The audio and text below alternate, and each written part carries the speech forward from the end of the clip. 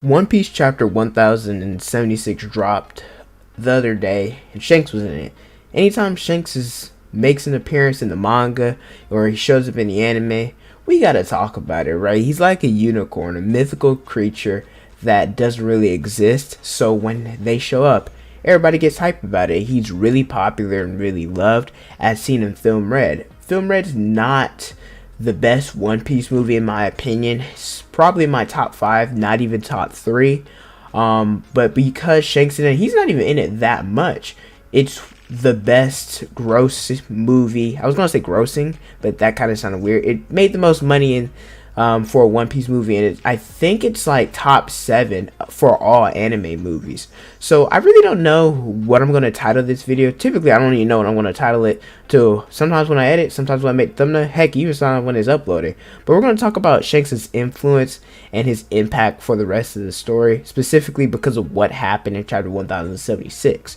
But if you guys enjoy regular anime content, specifically One Piece as well, make sure you guys like the video, subscribe to the channel, hit the notification bell so you guys never sign a new one. With that away, my name is Potential Alicia, and let's get into the video. I'm just gonna say it, Shanks got clout, right? I never realized how much he had until recently. When you look at Luffy, I mean, granted, we see him a lot because he's the MC, but he has a lot of influence throughout the story. He has his grand fleet and the different kingdoms that he saved. People respect him, and everybody loves Luffy and the Straw Hats. Then there's Whitebeard, another character who a lot of people love, a lot of people have respect for, and how many allies he had. Look at how many of them were willing to help him try to save Ace during Marineford. And Shanks, he got just as much, if not even more clout than these characters.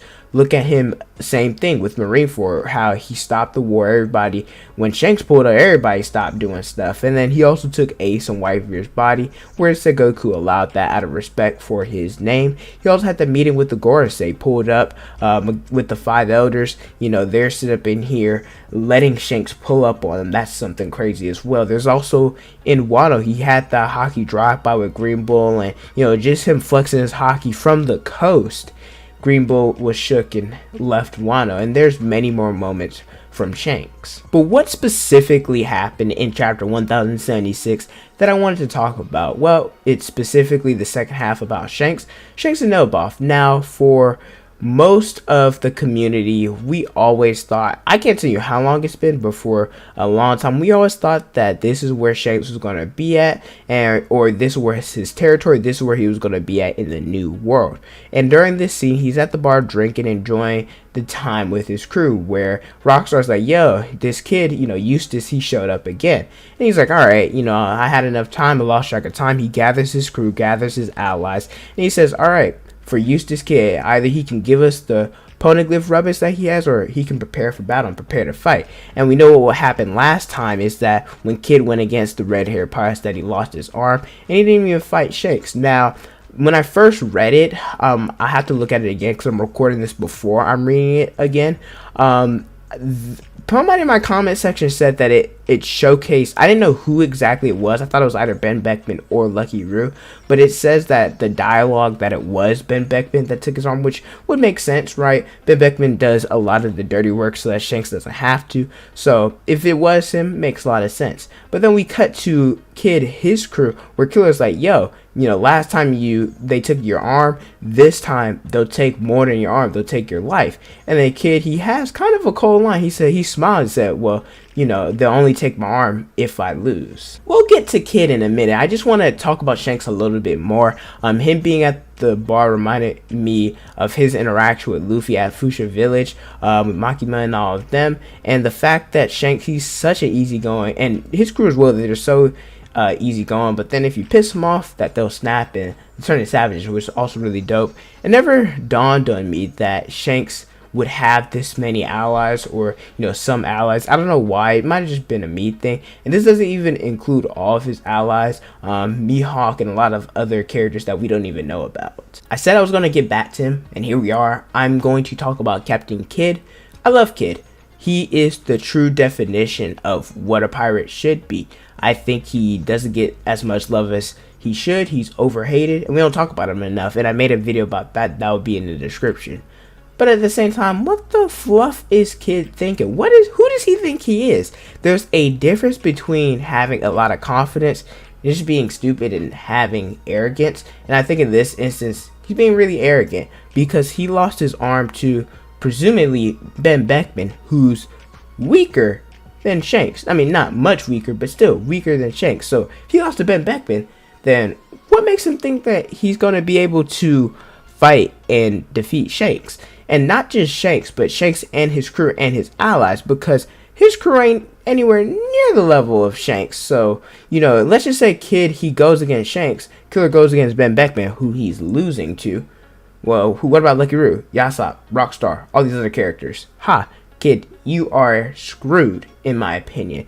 And this reminds me of Kid, just his personality on Onigashima, that scene when him and Killer, they were the first ones onto the rooftop, and they were walking. Don't get me wrong, Kid was looking kind of cool in this scene, I'm not gonna lie, but him and Killer ended up walking slowly, pulling up to Big Mom and Kaido, and they were willing and ready to fight alone, which I respect.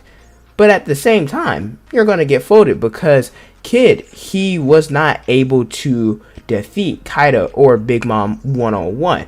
And when you look at Hockey, Shanks, it's not confirmed that he has all advanced types, but it's Shanks. I think he's the best and strongest Hockey user in the series. But Shanks, he has Observation, Armament, Conquest, and probably the advanced version of that, Future Sight, Internal Destruction, and can, Advanced Conquerors, where he can hit people without touching, and all the other stuff that it does. And Kid, he has all types of Hockey, but he doesn't have the advanced version. Granted, he does have his Awakenings, but still, Shanks is going to beat him. Now, that's not to say that Kid can't compete. He did get stronger, did get a higher bounty. We saw his Awakening, so he definitely can compete against other Yonkos. But, Shanks, a lot of people speculate that he's the strongest, so he can compete against him, but definitely can't beat him. This has me really excited for other characters when we compare them to Shanks and different interactions that will happen probably for the end game of the series. First, we're going to talk about Luffy and the Straw Hats, and the reason why I'm saying them is because they probably have the best chance to go against Shanks and his crew as they are now. Would they win if they were to fight right now? I don't know. That's up for you guys to decide. Luffy, he has all types of Hockey, all types of advance. He has his Awakening gear, 5th Tune Force. Is that enough to defeat Shanks?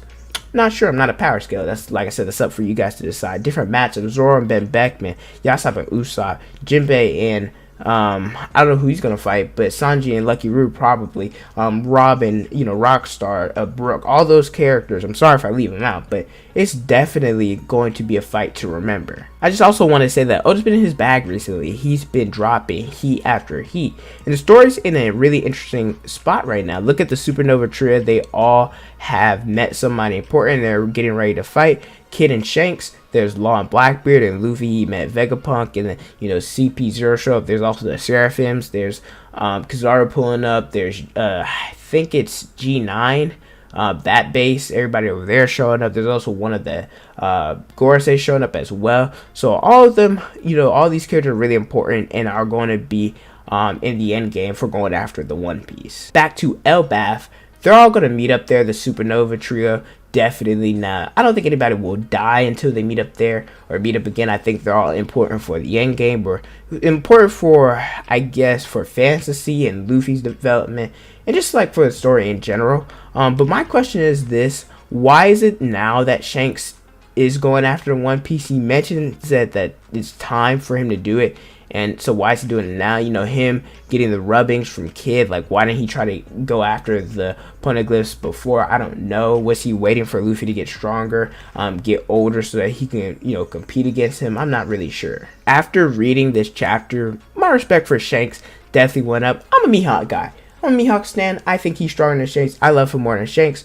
But after this chapter, I definitely got to give Shanks his credit because he deserves it. Shanks, he's a very chill dude. Don't really give a fluff, but hey, if you screw with him, he'll definitely turn up at any point in the series. And I'm happy that he's finally going after the One Piece. I don't think he's going to be a villain, just going to be a great antagonist for Luffy. And, he'll have to overcome him. The Battle of Elbaf is going to be insane.